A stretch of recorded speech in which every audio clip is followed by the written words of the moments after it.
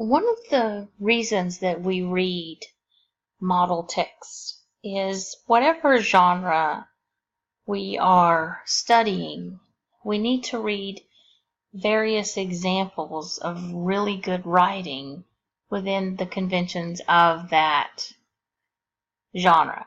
So if you go back to the key features of memoirs or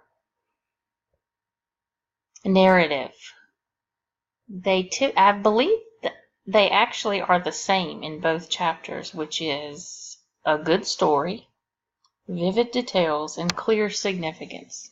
And I want to talk about the clear significance part. In The House on Mango Street, which you should have read if you're watching this, is all of the very beginning. Let me make this a little smaller.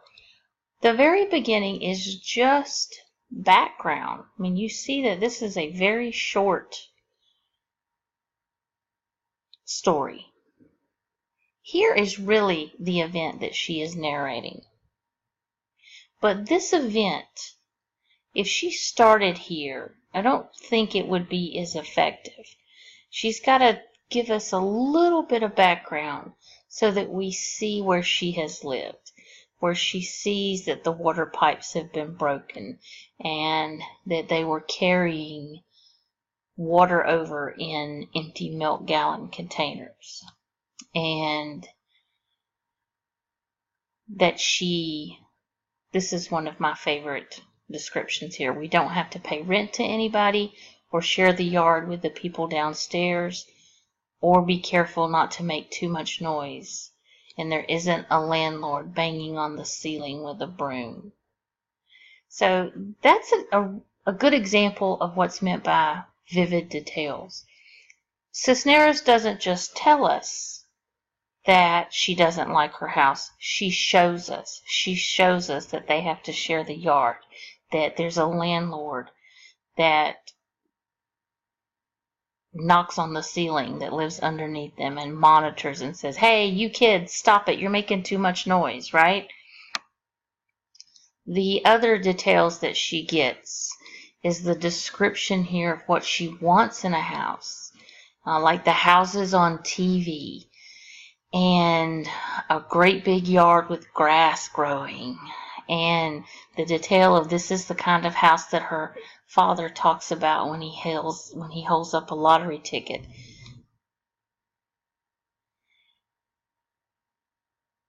And then she says, "But that's not what we have." And actually, this is my favorite sentence here. "Windows so small you would think they were holding their breath." And then she takes us up to the event where she runs into her teacher, who is also a nun from her school. The laundromat downstairs has been boarded up because it had been robbed, and someone had painted "Yes, we're open." Again, such a very descriptive detail.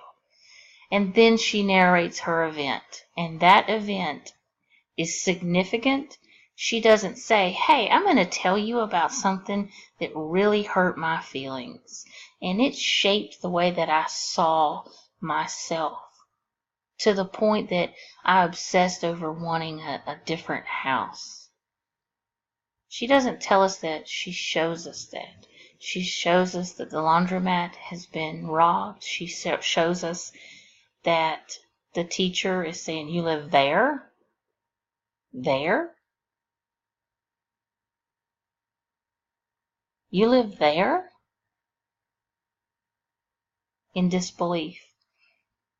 She doesn't tell us that she was disrespected or that her teacher was rude. She shows us.